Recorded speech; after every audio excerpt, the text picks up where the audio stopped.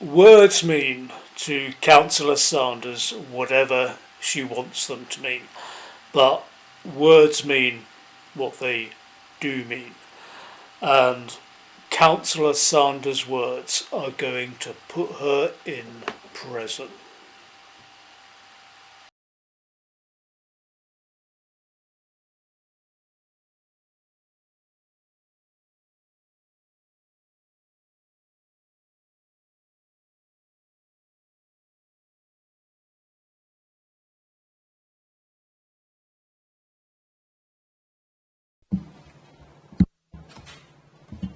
Good morning, I'm Jonathan Ward, barrister for Cambridge District Council. Hi, my name's Graham Thompson. This is the Oversight and Scrutiny Committee of Cambridge District Council, who met on the 13th of May, and their main agenda item was consideration of the Supreme Court ruling that single-sex space is for biological sex only, and what bearing that would have on their trans inclusion policy. Now, of necessity, during this commentary, I'm going to have to dip into my notes because I'm far too thick to remember everything I wish to say off the top of my head. So if I look a bit of a clodhopper, it's because I am. Anyone clodhopper phobic, this is your time to leave. So let's get into this. So 6 months previously, the committee voted to form a working group whose main purpose was to review the need for a single-sex policy in TDC, Cambridge District Council's public facilities. That never happened. The chairwoman of the committee, Councillor Suzanne Sanders, usurped that democratic vote by appointing this LGBTQ activist lawyer instead. Mr. Ward is not an equality law specialist. He is a property lawyer. In 2017, he co-authored a polemic entitled Homophobia, Brexit and Constitutional Change, which was 24 pages of him and his co-author branding anyone who disagrees with LGBTQ as hateful, bigot and homophobic. He was engaged to advance the LGBTQ agenda in Cambridge District Council. My contention is that the safeguarding danger of a trans inclusion policy for female-only spaces is so acute and so obvious that bodies like TDC who operate one should not only face civil liability, but criminal liability under the common law criminal offence of misconduct in public office, especially when the Supreme Court ruling left it crystal clear that trans inclusion in female-only spaces is unlawful. We will now see whether Cambridge District Council, TDC, will comply with the law.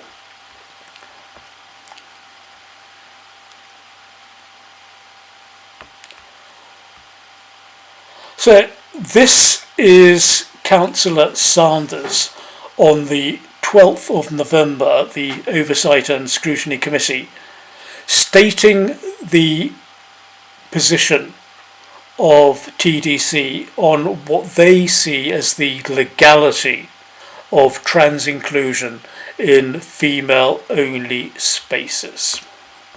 Let's see what she said.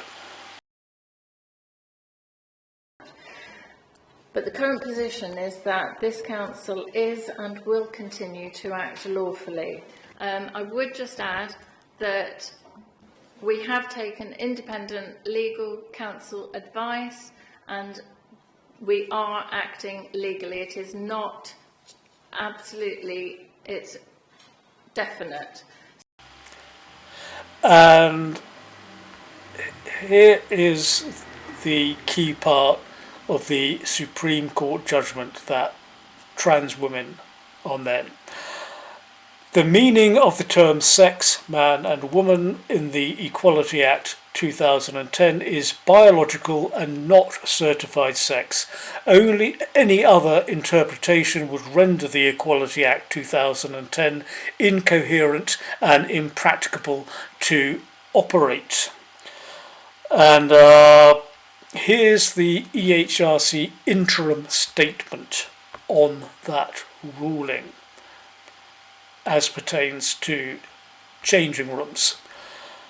In workplaces and services that are open to the public, trans women, biological men should not be permitted to use the women's facilities, and trans men, biological women, should not be permitted to use the men's facilities, as this will mean that they are no longer single-sex facilities and must be open to all members of the opposite sex.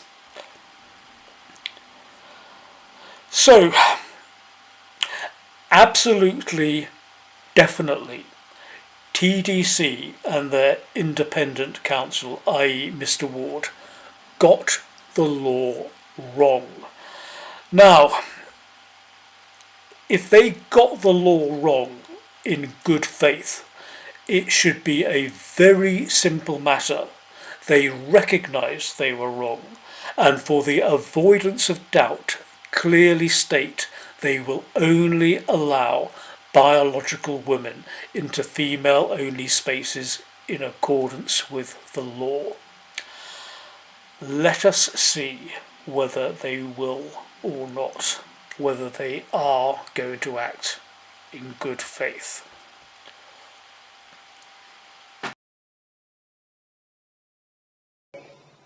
We're therefore here to decide on this matter. So whether the council and its policies, whether the council is acting reasonably and lawfully. So I'd like to ask the barrister to update the committee on a couple of items, at least, which the first one being the legal position following the Supreme Court ruling, and then whether the non-statutory interim guidance issued by the Equality and Human Rights Commission following that ruling has any implications for us. Non-statutory interim guidance issued by the Equality and Human Rights Commission. That is what one calls a linguistic fast one. The interim update of the EHRC is neither non-statutory or statutory guidance. It is a statement in fact of law. If one is going to dispute it is a statement in fact of law, one had better have strong legal grounds for doing so. That is why the EHRC advised as follows. Employers and other duty bearers must follow the law and should take appropriate specialist, not property barrister, specialist legal advice where necessary.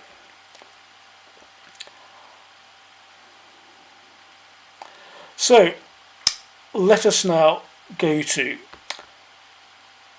the barrister, Mr. Jonathan Ward, and hear what he has to say. So I'd now like to invite Councillor Mr. Ward to give his advice on those matters. Thank you. Chair, thank you very much indeed. Turning firstly to the Supreme Court's decision, I think this can be put really quite shortly in the context of what we're here to discuss today, and that is to say it does not change my advice or the position thus far at all. The Supreme Court's decision was concerned with one very narrow issue. That very narrow issue was whether or not the definition of sex in the Equality Act is referenced to biological sex. The Supreme Court has reached the conclusion that it is indeed a reference to biological sex in the Equality Act when there is any reference to sex whatsoever. That is, for all practical purposes, it seems to me, the significance of this decision. The Equality Act remains unchanged, its operation remains unchanged. The Gender Recognition Act remains unchanged, and its operation remains unchanged. Councillor Jane Taylor's response. Quite frankly, I'm gobsmacked. That's all I can say in relation to what I've just heard. I've written something down here because I thought it would be useful, and it's not quite what I was expecting from Mr Ward in relation to what he said, because the fact is, in relation to his opinion, it has completely changed. TDC have been using this ruling. Their definition of sex included those who have acquired the sex through certification and those who self-identify into their preferred sex. I have been saying this to you for some time. If you don't believe me, then at 93,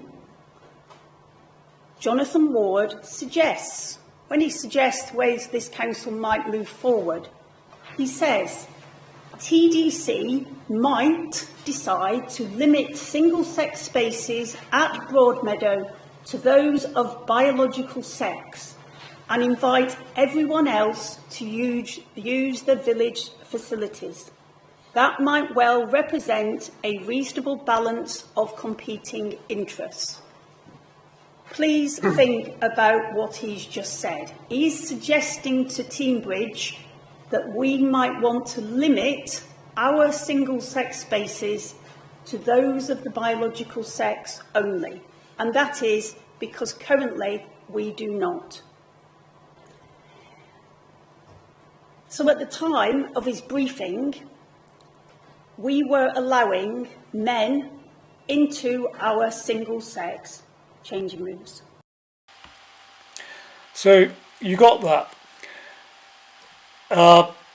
Cambridge District Council have never formally issued a trans inclusion policy, but they have, because if the worst happens, as is more a case of when than if, then in terms of civil liability, it helps them to cover their tracks. But as Councillor Jane Taylor just brilliantly delineated, Mr Ward's own legal opinion confirms that Cambridge District Council operate trans inclusion in female-only spaces. Let's hear more. Do we have any further questions from the committee? Councillor Taylor? In terms of moving forward now, does this council intend to release a statement to the users of our facilities and the residents of Teambridge to reassure them now that we will be complying with the Supreme Court ruling and that they can be confident that all our facilities will provide as we advertise and state? Thank you, Councillor. It was my understanding from what our council advised earlier that that is not statutory guidance. We have to comply with the statutory regulations. and the Supreme Court ruling is not, as I understand it, but I will go to counsel, statutory. Mind-blowing. She doesn't just call the EHRC interim update non-statutory guidance. She's now calling the Supreme Court ruling non-statutory, i.e. it can be ignored. Let's see what advice learned counsel gives her on that.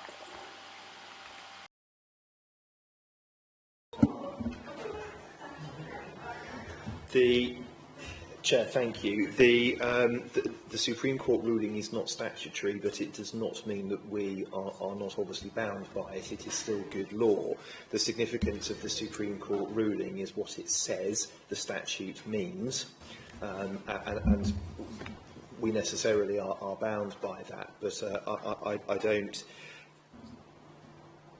I don't really see how there can be discussion about whether or not we comply with the ruling in the context of that which I have been instructed in.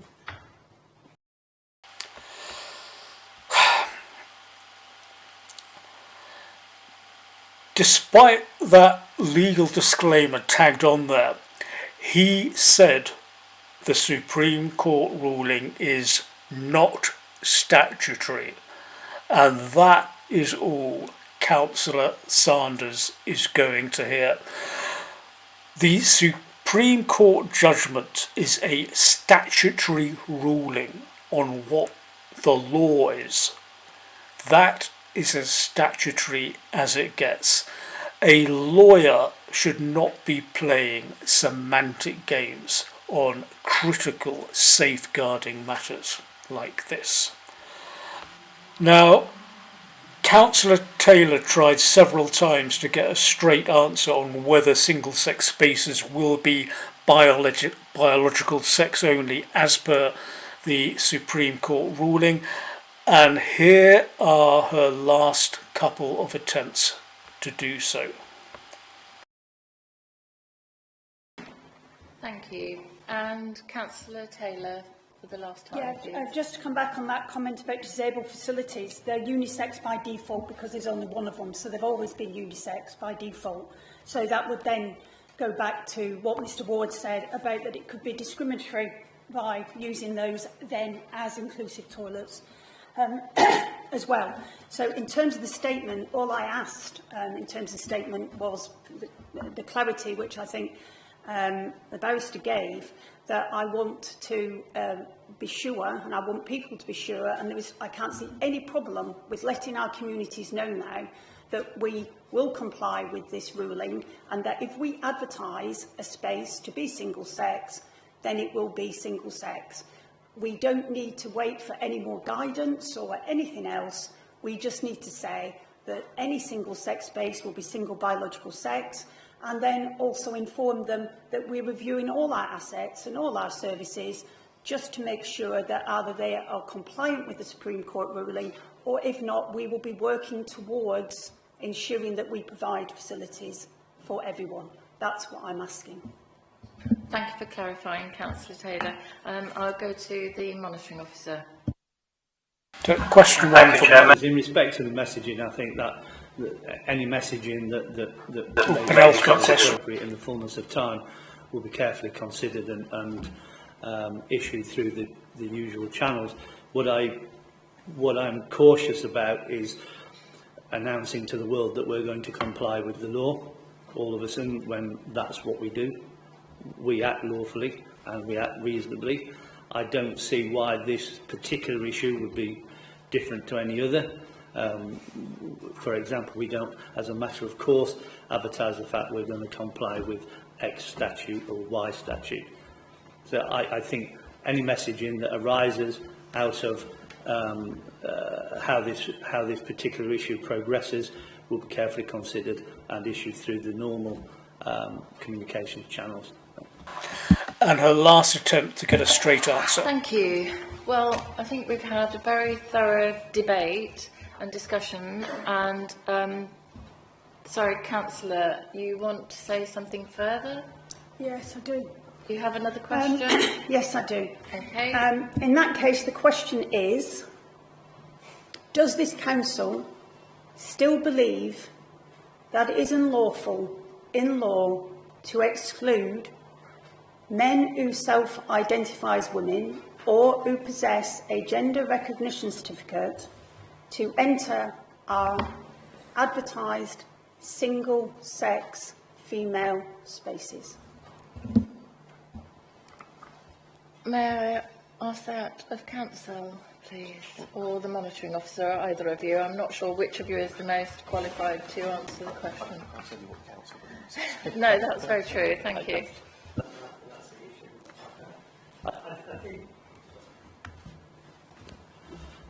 I understand why the question is asked. I think the answer has been given numerous times this morning, if not before. The Supreme Court has made it quite clear what the position is, and we would not deviate from what that position is. Thank you. So, the Legal Services Director of TDC, Mr. Paul Woodhead, cannot understand why this issue is any different to any other. The TDC inclusion policy for female-only spaces has been unlawful. He refused to recognise that. When he says TDC will continue to comply with the law when they haven't been, what that means in TDC doublespeak is they will continue not to comply with the law. Let's hear what the Liberal Democrat masquerading as a Conservative councillor, Mr. Phil Bullivant, the leader of the Conservative group, had to say.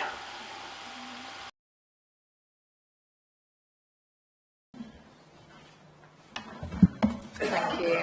I'm going to go to Councillor Bullivant, and then I think we may draw this to a close. Councillor Bullivant. Thank you. The role of this committee is to make recommendations to full council for whatever actions that we deem appropriate. I think we should be saying to full council that we've had a thorough and detailed review of the policies associated as requested at the original meeting, and the outcome of that review and discussion and the advice received from the council is that we believe that we do comply with the requirements of the Equalities Act in our facilities as designed, and that, as always, we will continue to do so in future. And that should be the recommendation that goes from this committee to full council. That's a rather odd expression on his face. I know it's very unfair to do a still on a moving video and adduce too much from a look, but to me that looks like someone who was acting under duress, but obviously complete speculation. What you just heard from Conservative group leader Councillor Bullivant acting as a patsy for the ruling Liberal group is why reform will wipe the Tories off the face of the earth.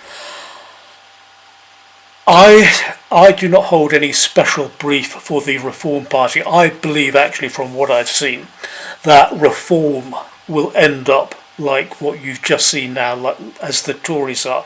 But boy, the party of Churchill and Thatcher, and this is the spectacle that has become of it, beyond tragic.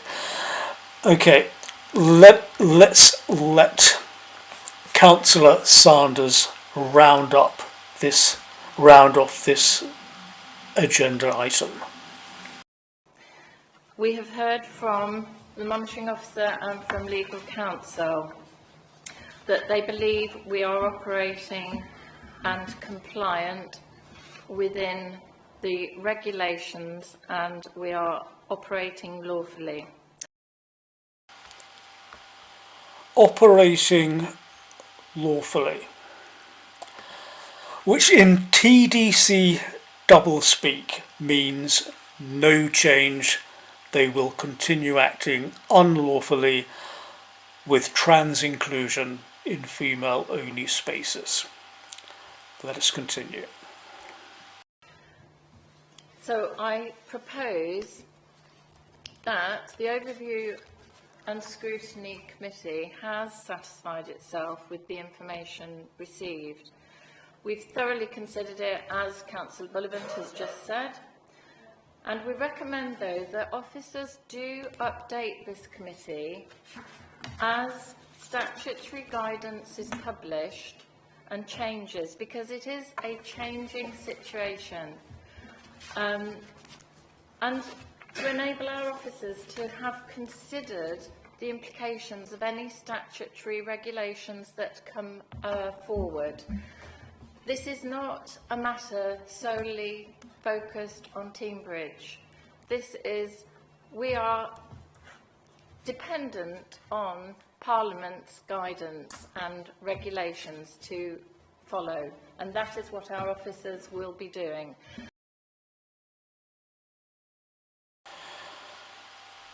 So, I would submit that what her reference to Parliament means is that she is banking on her trans queer homies in Parliament nobbling the updated statutory EHR guidance when presented to the Equality Minister for approval, because shortly after the Supreme Court ruling we had this. Sir Keir Starmer has refused to stop a plot by ministers to thwart last week's Supreme Court ruling that trans women are not legally women. Now, what chances of success would such a plot have? Well, given the recent election results and the Prime Minister's showing in the polls, I think there's plenty of room for leverage to get him to bend to the will of his disgruntled MPs. Very speculative, but I think there's a distinct possibility. Apologies, I cannot remember her name. A distinct possibility that the current head of EHRC may be replaced, as was speculated at the time of the election, with Baroness Harman, the architect of the Equality Act 2010, and the child pornographer's friend. For the avoidance of doubt, I will give my watertight basis for why I say that about her. If that does happen, it will be a disaster. So let's continue.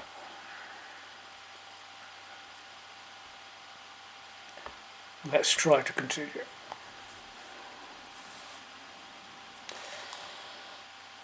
I would like to propose that we believe there is nothing further for us to look at currently, but we do require officers to update us when they have had the time and the regulations come forward. We've heard from Amanda Pujol that this is potentially in June.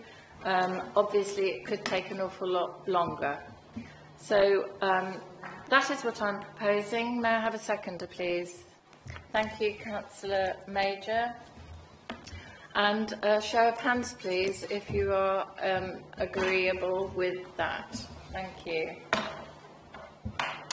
Point of order, Chair. And that is... Point of order, Chair. How rude. And can I have hands for a...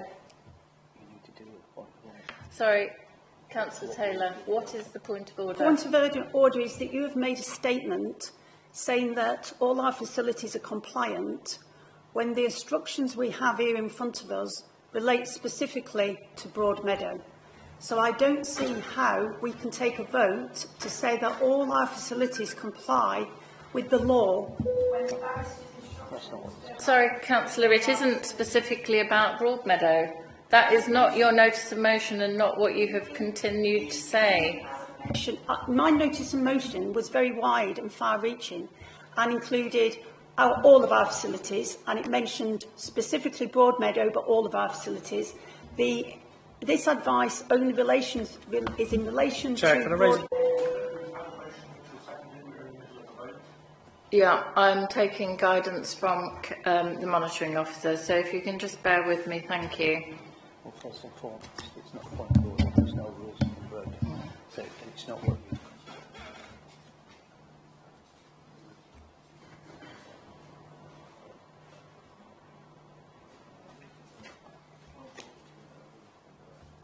Thank you, Councillor. I'm advised that it is not a point of order because no rules have been broken. We are in the middle of a vote, what I have proposed, and we had, at the last count, would you all please re-raise your hands for the proposal which has been seconded? 11 for. Do we have any against and abstentions?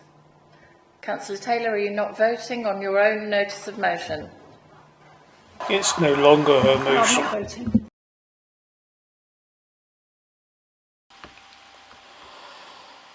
So, what do you make of that?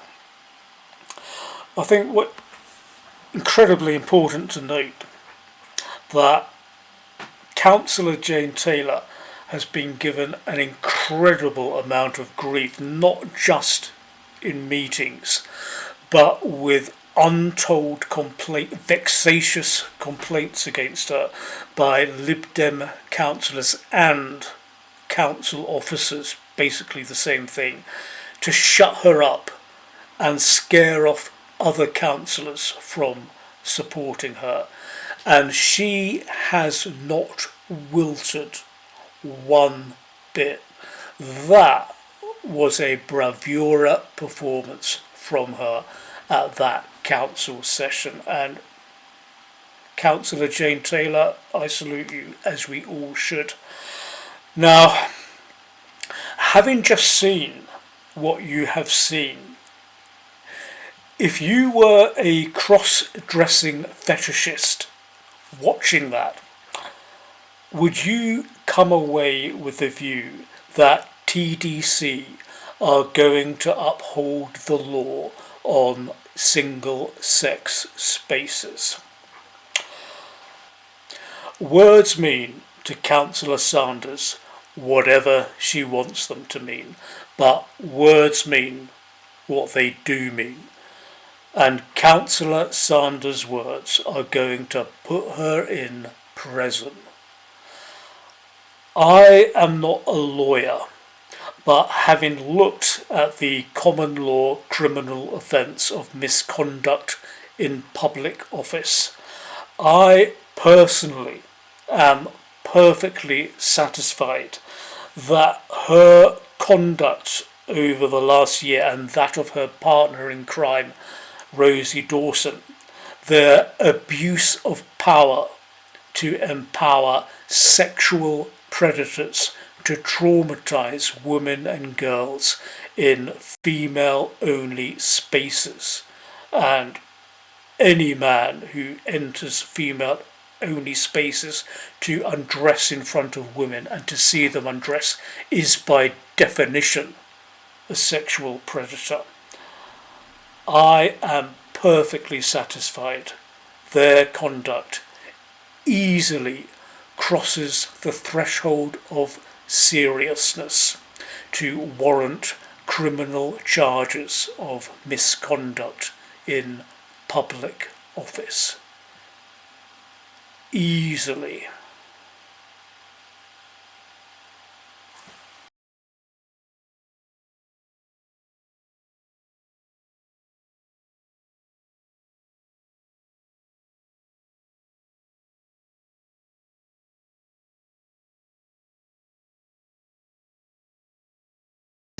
you very passionately, and it is an awful part of So, as I said, I have asked you twice for your question, and you haven't delivered it, and I have said that that is not appropriate to be asking questions of specific groups. In scrutiny, we do not bring politics into this arena. Say it ain't so, you please say it ain't so. I'm sure they're telling us lies, Joe, please tell us it ain't so.